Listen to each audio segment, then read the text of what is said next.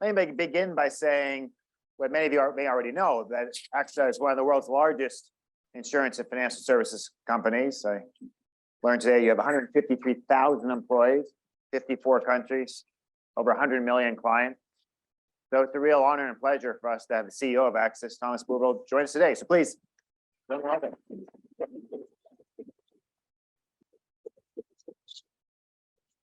Again, as many of you may know, AXA released their future risk report earlier today, and that's going to be the focus of our conversation.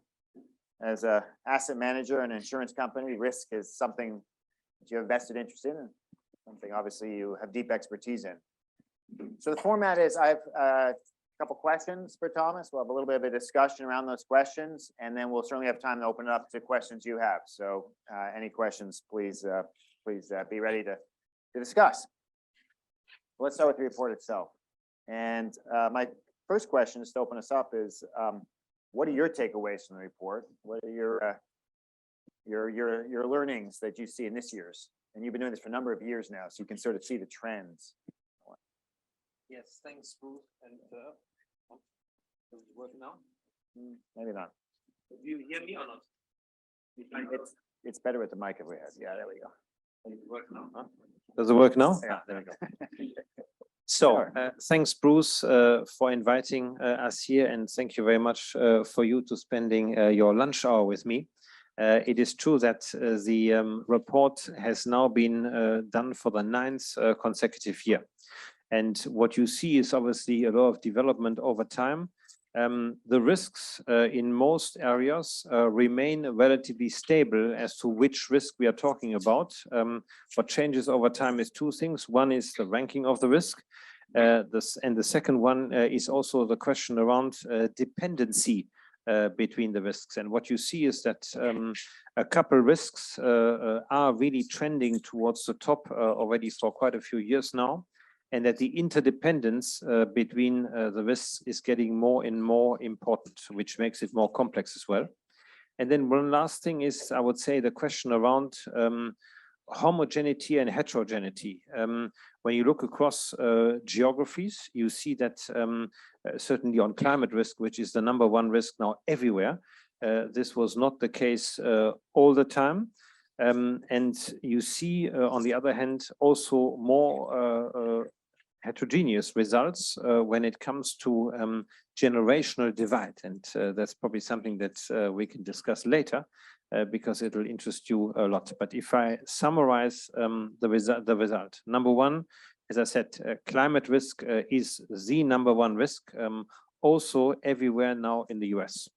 Second is geopolitical risk, and this is very much linked to our own experience over the last 12 months.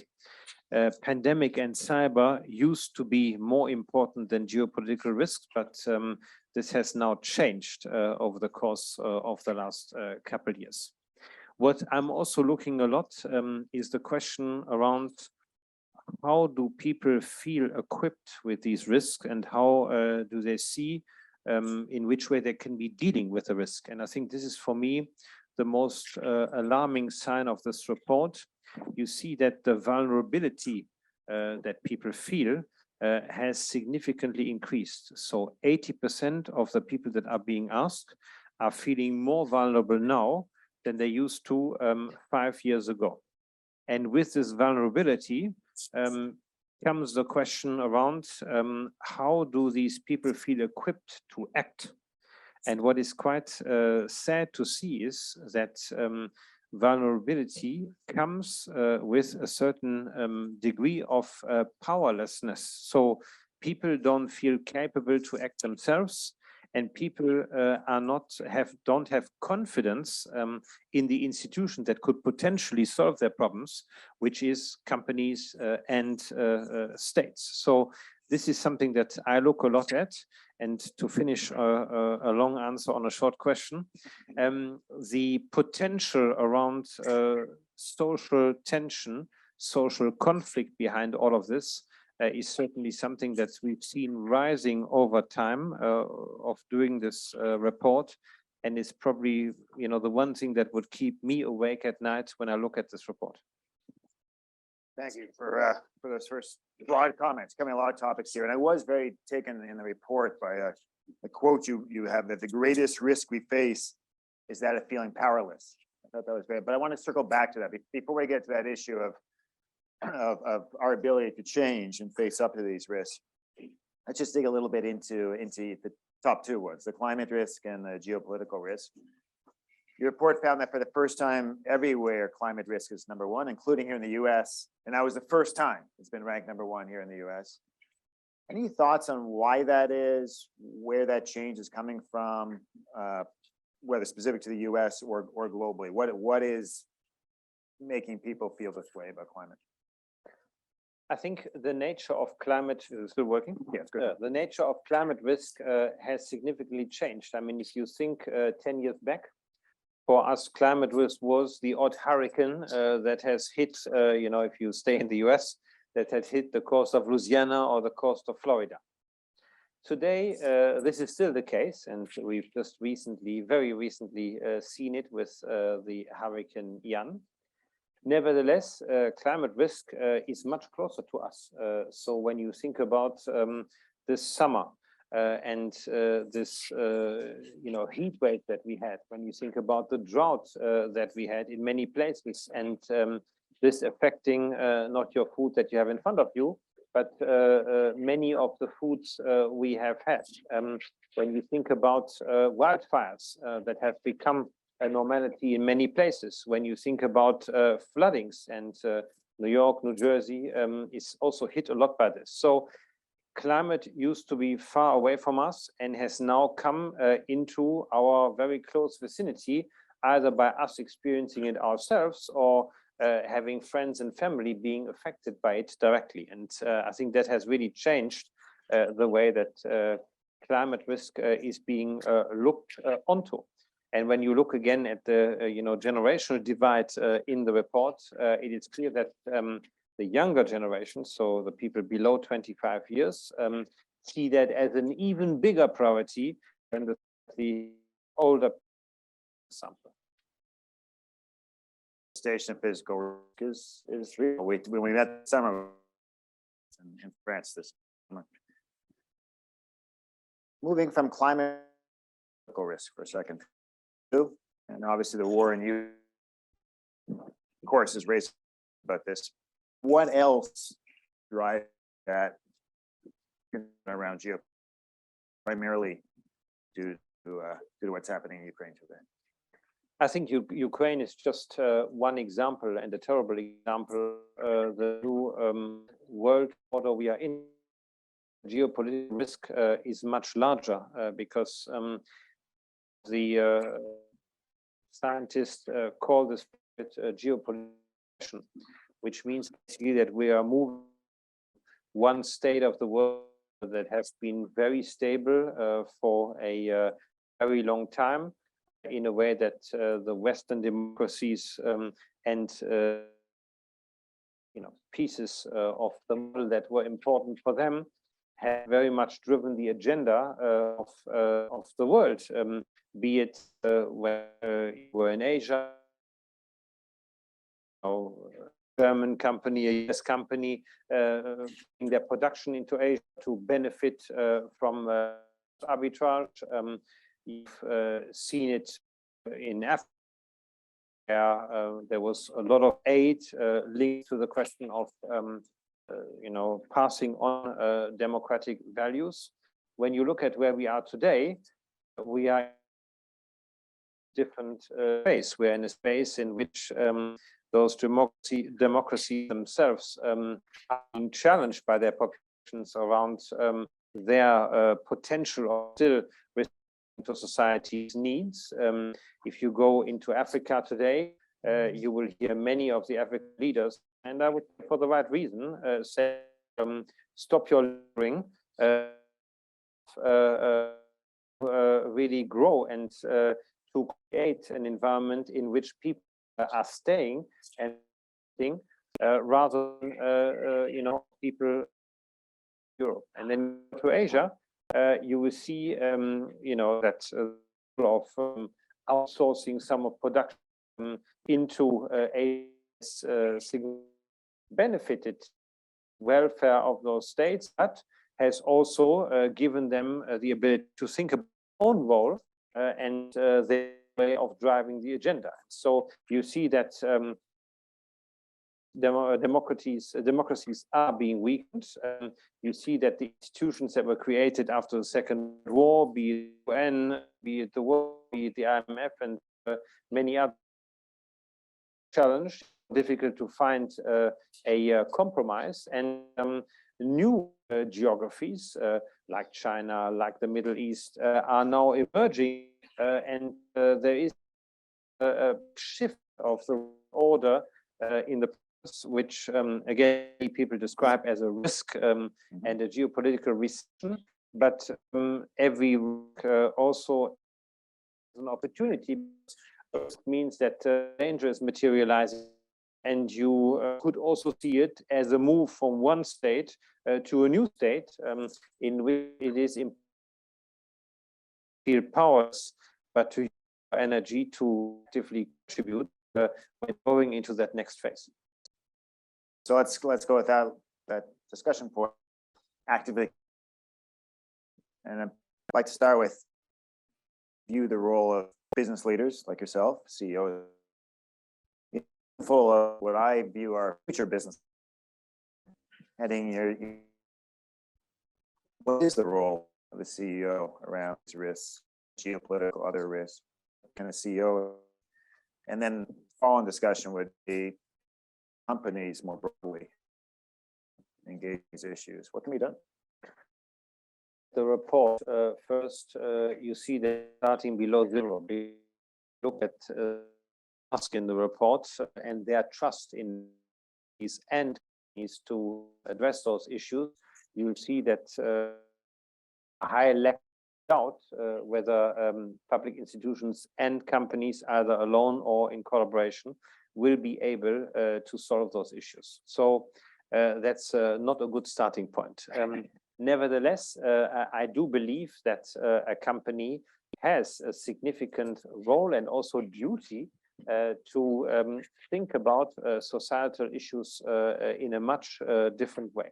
And take AXA as an example, because an insurance company is in the middle of society. I mean, what we do is we are helping people out that are in need. In order for this to work, you need a functioning society, because if nobody is ready and able to help the other, the whole model doesn't work anymore.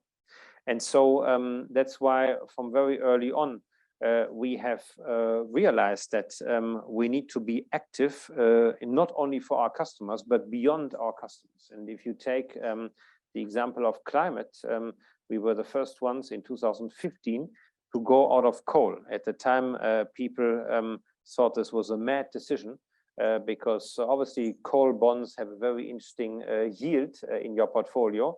And I remember I was shouted at by our chief investment officer at the time to saying, look, you are destroying the yield of the AXA portfolio because you're going out of coal.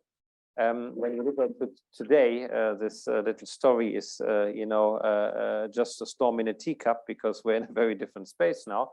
But what is also interesting is that by shifting the coal investment into green bonds, we A, have done it, and B, the yield is at the same level of attractiveness. So that excuse was not a valid excuse at the time.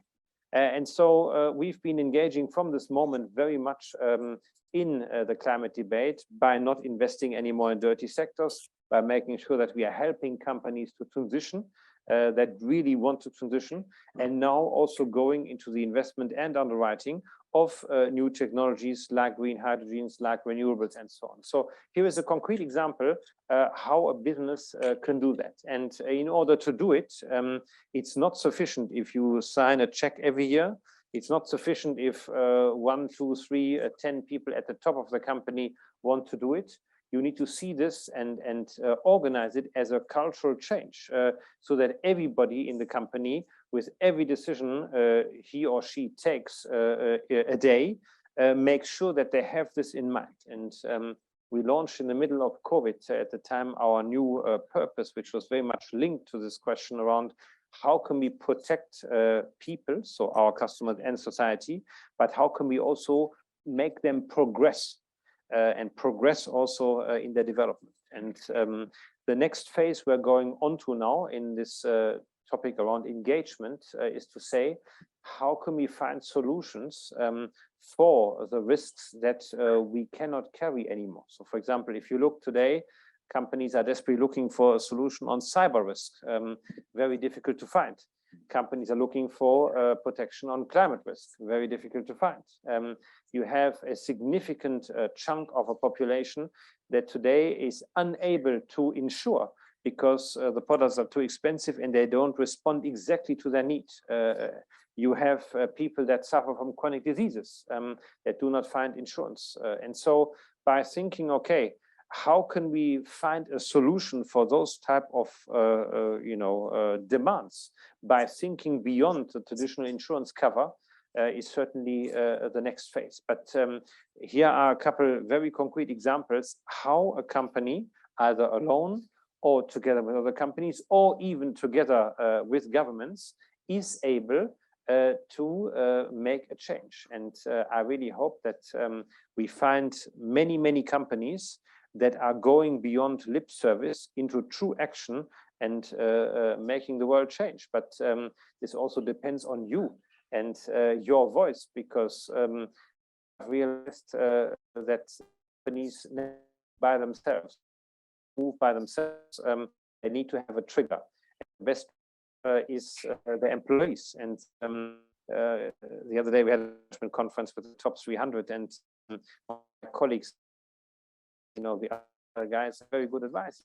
Look, make sure you tell your boss what you say, though if your boss does not like what you are going to tell him or her. And, I think making sure that you are being heard, but also making sure that you contribute to those solutions is extremely important.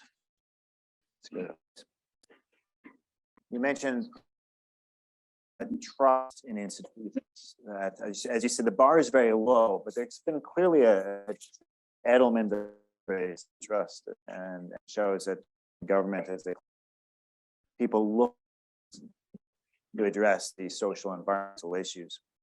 But that thrust business leaders in a very difficult situation where there's pressure on the stakeholders.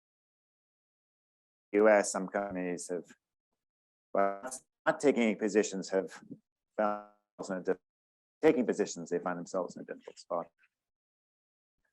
What are your thoughts on well, the CEO is to be very clear on these situations, but how do you deal? There's many different stakeholders have differing opinions on what matters.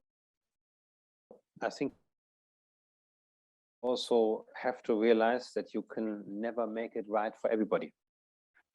But I think not taking a position is not possible anymore. And as a CEO is not only anymore to just run your company and run it well, it is also to contribute to society and make sure that what you do as a company benefiting society. And by that, you are being asked to express yourself on gun violence, on Roe versus Wade, if I take a couple US topics. And I don't think that's a bad thing, because again, a company is not separate anymore from society. It's in the middle of society. And you're absolutely right, Bruce. Companies have gained more confidence relative to public authorities. And I think that has come a lot through the management of COVID at the time. Companies have been very responsive and responsible in looking after their employees and making sure that very fast there was a solution in which employees were in a safe spot and could continue their work and the interaction with their colleagues and with their customers. So there is by nature a higher demand put on them, which also means that we need to fulfill the demand. And by fulfilling this demand, you just need to realize that you can't make it right for everybody. Example, I told you earlier about our engagement on climate change. I do believe the only way to change this sustainably is to accompany the companies by always making sure that the rhythm of change is the right one and is an ambitious one, but you cannot break the system. So if you say, for example, I am still, financing and investing into gas companies because gas is seen as a transition energy to something else, then you should be clear about that. And secondly, you need to tell those gas companies, look, I will hold up my engagement up to this point in time. By then, I please want you to have transitioned to hydrogen, for example. This for me is a very solid way of managing this in a responsible way. An NGO might have the very valid opinion that it's not right, that you should immediately get out of gas because it's not a future energy. Again, and you have to deal with those conflicts, but shying away from these conflicts and not dealing with them is not an option anymore. Yeah, and the research is showing that CEOs who try to avoid it end up in a worse situation. You have to eventually take a position, but it's challenging. It's difficult times. And look, I mean, if you looked at agendas of CEOs today and didn't know what they were doing, you would probably ask yourself, are they a half politician? And this is probably true, but this is the reality of it. And that's why, if I have one piece of advice, another piece of advice for you is, when you study business, that's good, but make sure that you are very close to societal issues, because one cannot be separated from the other anymore. I'll bring up one last topic before we open it up to questions from everyone in the audience. Different topic, the election coming up here in the US, it looks like more and more people are voting on the economy. Not on climate change, not on geopolitical, not on some of the other risks. They're focusing on the economy. What are your thoughts and Access thoughts on where we are in the economic cycle? Is a recession coming up? Your perspective on the economy. Some voices always say, and they're becoming louder and louder, that the biggest winner from an economic perspective of all this political turmoil and tension in the world is the US. And when you look at it a bit closer, this is certainly a theory that has its merits, because when you look at an economy, the number one thing I always look at as an insurer is how is the demographic balance of a country.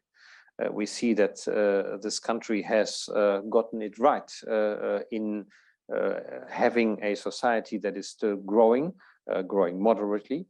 And obviously there's lots of societal tensions, but when you look at the pure demographics, it's a self-sustaining mechanism that could hold on for some time. Secondly, the question of energy has become extremely important, and also energy autonomy.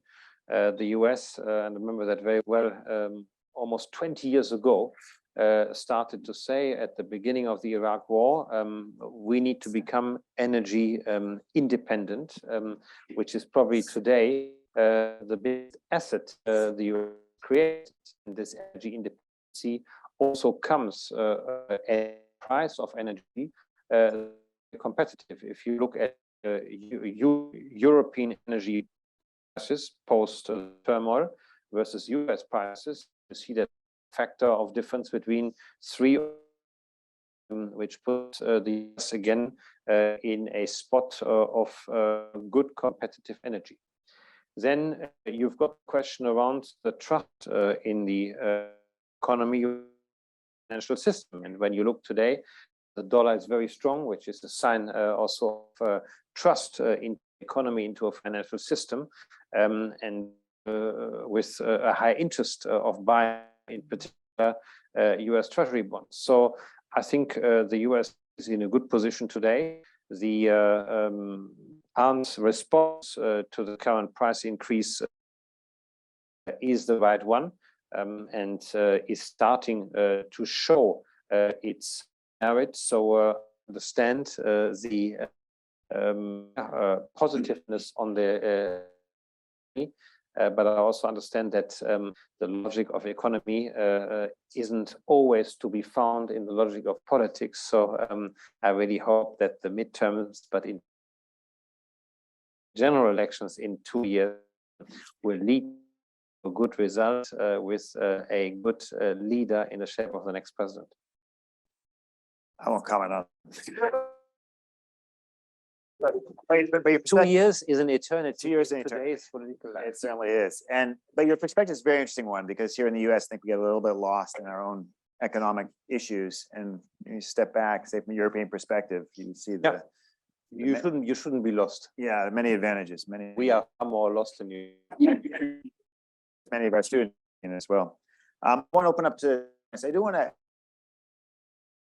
you mentioned the positive demographics here in the US, but at the beginning, I asked you about the takeaways from the report. You mentioned that there's a real demographic divide in the risk issues. Can you just speak a little what the demographic divide is and what the implications are for that? When you look at the racial divide, when you Racial divide. the generational divide, see how different generations valuing, evaluating risks. You see that, for example, for people of slightly higher age, this question around geopolitics is more important than climate. Whereas for the segment of 25 years and more, climate of essence and geopolitics we've seen over many years now, and that's probably the one thing that again is in between lines this report, but not come out yet in a very dominant manner, is the question of how are we managing the generational? Because if the priorities are different, if I was still 25, I'm not any. But I would ask myself the following question. You've got very clear interests on what you think is important, not important. You've got people in functions of power are double your age or sometimes triple your age, and that have different interests at heart. How is that? And this was not an issue when I was still young, because I was benefiting long period of stability. Those disruptions in interests and need were not.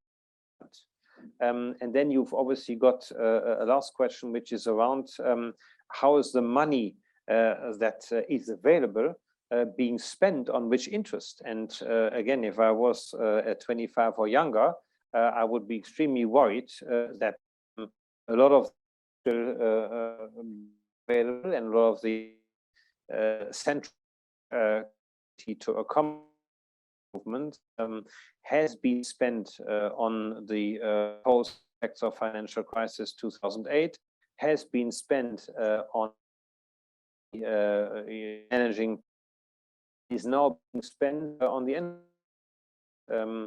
You can ask yourself, okay, what happens if the pockets are empty, but the problems are still rising in terms of their importance? Questions for Thomas? Diana has a microphone. Thank you very much for being here. I guess just a quick question for me. So you spoke about, as a CEO, it's important to have positions, but you need to recognize that you can, I guess, keep everyone happy as you have these positions. I would say it's one thing to, maybe an advocate who's kind of like banging on your door or putting things on Twitter, but it's a completely different thing when, the people you disagree with are like your shareholders, for example. And so, as a CEO, have you found yourself in those kind of situations where, your position just fundamentally does not align with what your shareholders are thinking, and how do you navigate that kind of situation? Yes, I have. And when I'm thinking about it, I'm looking at my two colleagues that are sitting in the first row here. By the way, these two ladies are very much active for recruiting the best talents to AXA. So when you walk out of here, make sure you pass by their desk. But this was not the reason. So yes, when I started as a CEO in 2016, we were in a situation where we had a company that was performing extremely well, but the company has been very active in life insurance for a long time, because when interest rates were at 4, 5, 6, 7%, this was a fantastic activity.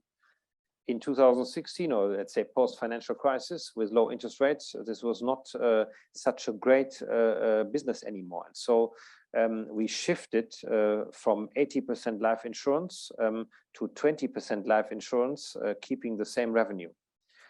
Shareholders hate disruption and risk that you cannot deliver returns anymore. And at the time, we IPO'd a company called Equitable in the US and bought AXA XL. It was a swap for roughly 15 billion dollars at the time. And the share price on the day of the announcement dropped by 10%. It was a clear sign that this was not appreciated. What is quite interesting now, 5 years later, where the company is in extremely good shape, rock solid balance sheet, we are way away from this share price drop, and the same investors that hated this movement at the time are now applauding this as one of the most brilliant strategic moves in the industry. That's how quickly things can change. So sometimes you have to go with your guts and you have to go with your convictions, knowing that, again, you will not make it and get it right for everybody.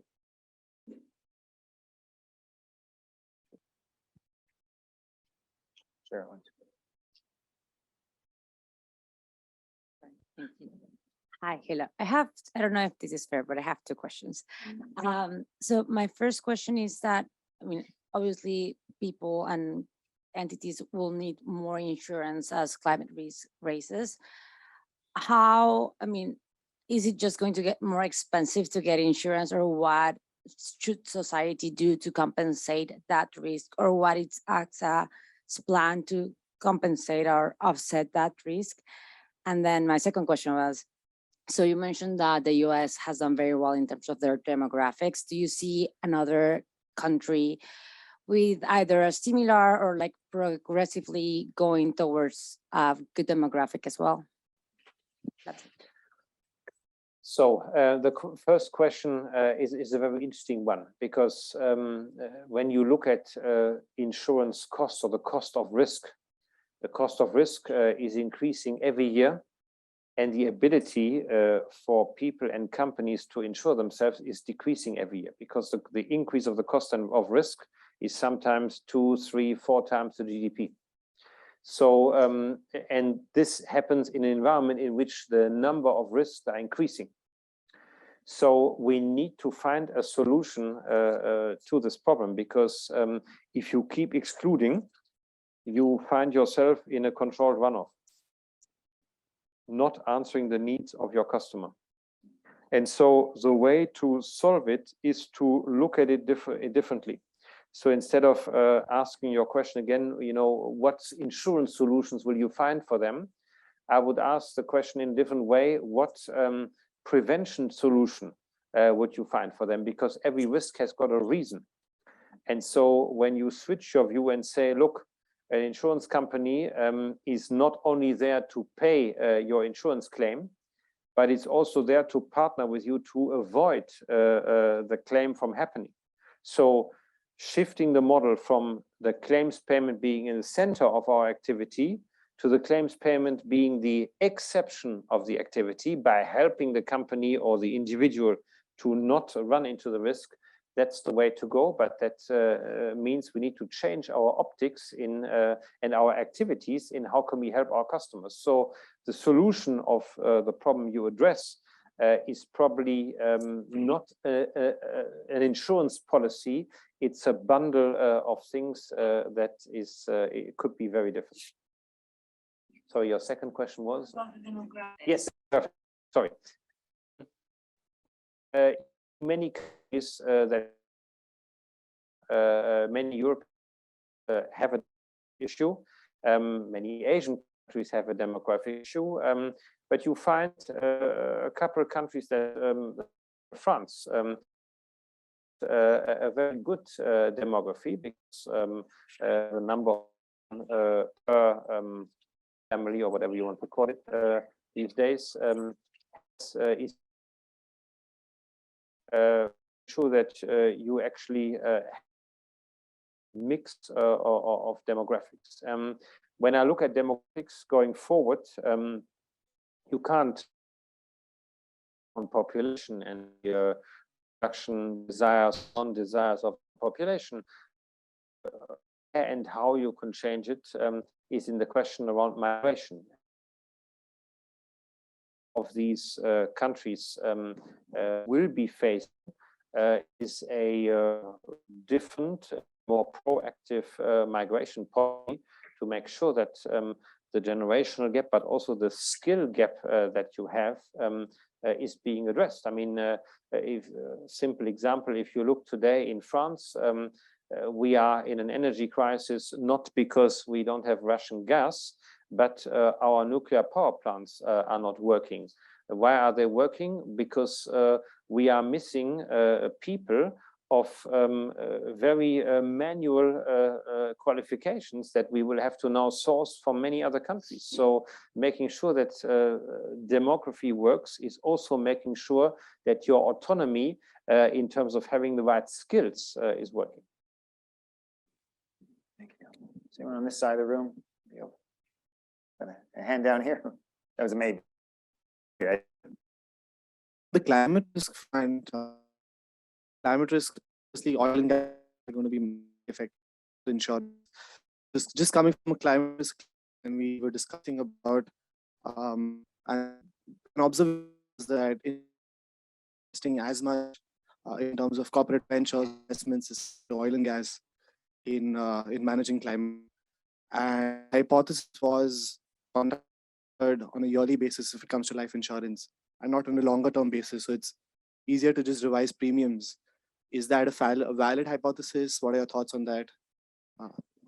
So I think that's a question around maturity of the industry. Again, as I said earlier, we looked at this topic in 3 different stages or 4 different stages. Number 1 was, you know, what do we need to exclude that is so bad that it can't be transitioned?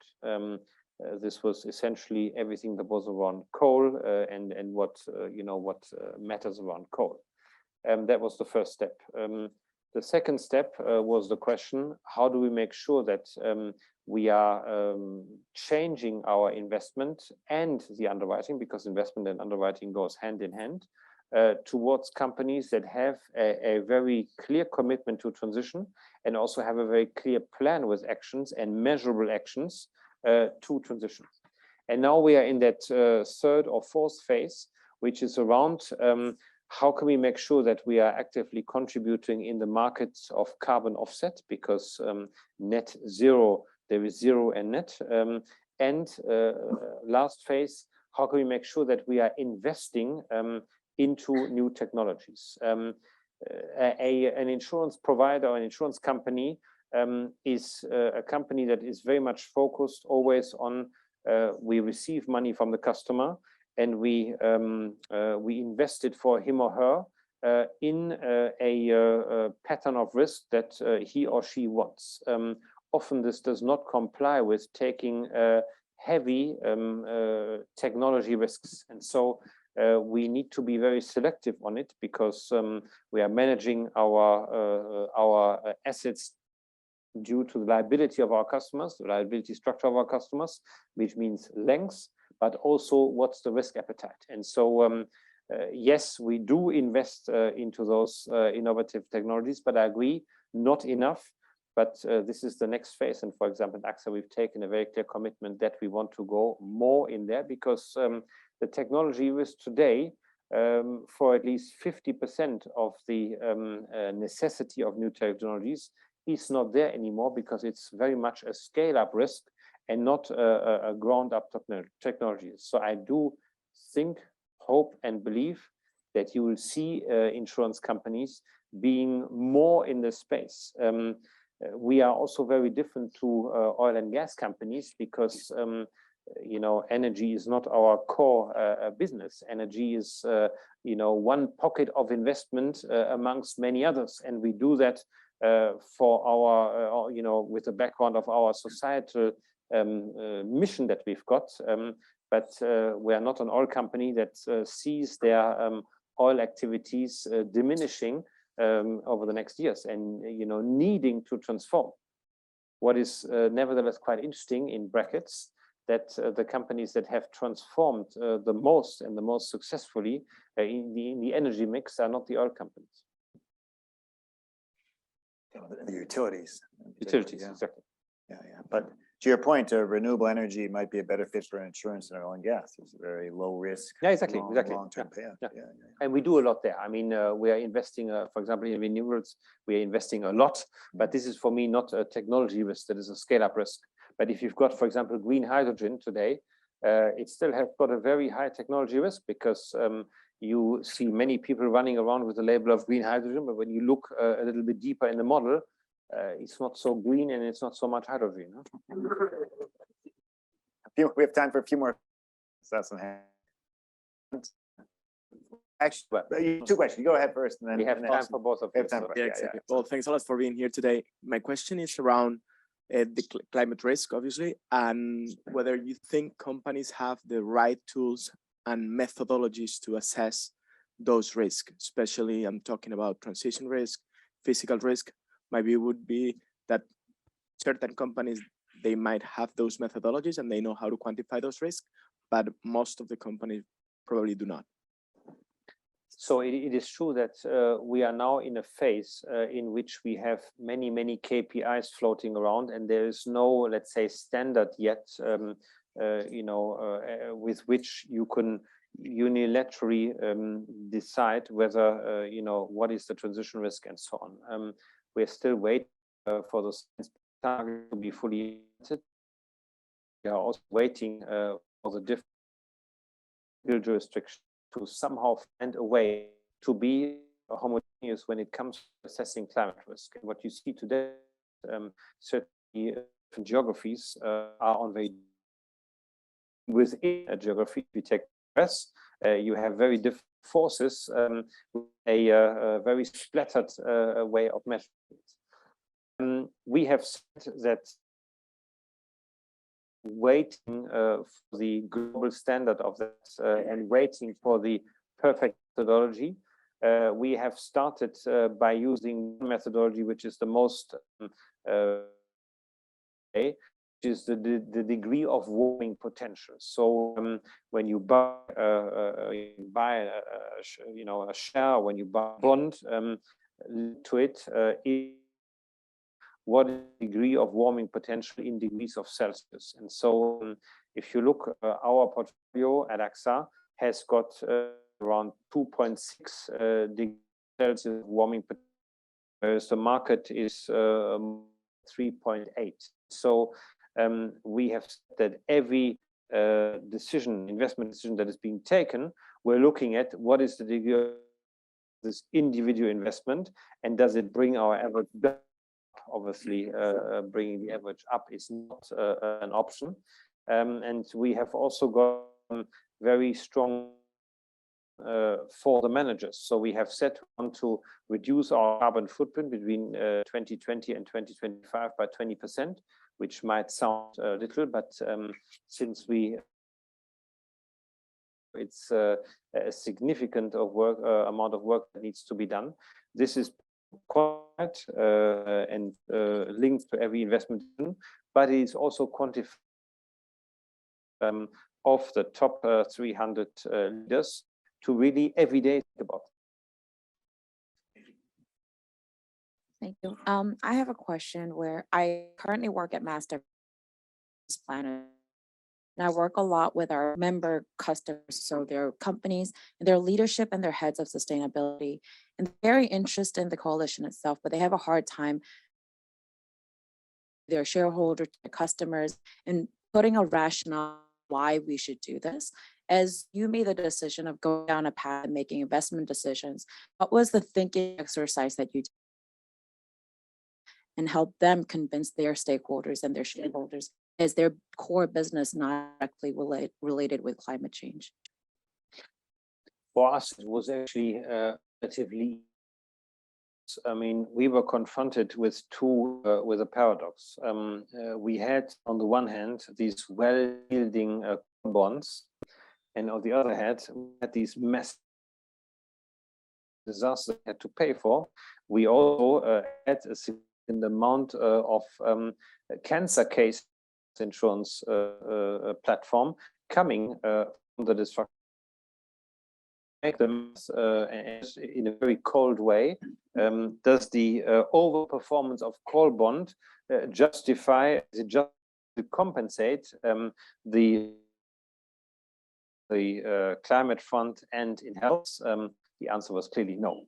And we also in 2016 decided to get out tobacco for exactly the same reason. If you make the math work. So this was for us the beginning of it in a very small, our own environment. But then we realized later very much that, yeah, we are not alone on this planet. There's many others that are to, you know, push the envelope. And so we went onto that again and tried to establish ourselves as a leader. I think those coalitions, we are a member of the Net Zero Asset Owner Alliance Coalition, and we are also sharing the Net Zero Insurance, how the principles of investment in climate also in the insurance space. You know, those alliances are not an easy experience, because you've got many people with their own interests. You've got people that, you know, to talk about it, but when it's committing to something, say, rather not. And say what you, the experience in the cycle, the only advice I have for you is keep going. Try and show the disadvantages if they don't change, and in particular for the reputation of a company, be it companies as a whole, but be company as an attract for suffering. I mean, the amount of comment I receive every day, people having joined Exxon. By the way, this is not only young; it goes through the whole generational band in saying, "Look, we came here because you're serious about climate, and we want to stay here because we want to contribute to make the change." And it goes back to what I said earlier: if a company is not ready to make this a cultural shift and a cultural change, it will not fly.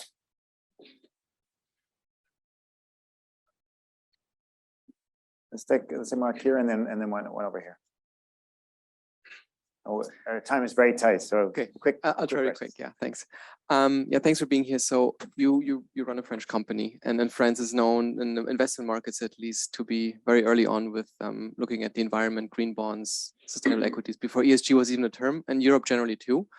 Do you think that Europe still will be and needs to be at the helm of fighting climate change, or do you, from your travels and talking to your peers in all regions of the world, see that other regions pick up more and more and going to be on par, hopefully one day, with, you know, motivations in Europe to fight climate change?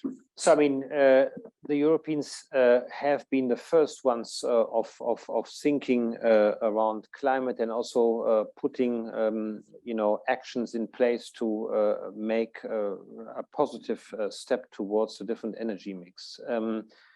However, I feel that there was a lot more work being done on creating the framework when you think about the taxonomy and so on, rather than doing enough on the action. And so when you even look at the current crisis, the energy crisis that Europe is in, you could say, okay, this is a disaster. We need to try and you know, find as quickly as possible an alternative to Russian gas. Or you can say, no, I'm using this as the biggest accelerator in really moving away from old habits, looking at consumption, looking at new technologies and so on. And I think Europe has a unique chance now to really get it right, but they are, I think, at the moment too focused on the urgency of replacement. When you look at other geographies, I think a lot of other geographies have significantly caught up. if you look at the US and the consequences or potential consequences of the latest legislative pieces, be it the Inflation Reduction Act and others, you see that they are moving in the right direction. And by the way, so is China. I would not overinterpret the short-term need and hesitation to fire up coal plants again and confuse it with a more longer-term view of we need to find a better solution for energy mix and sustainability.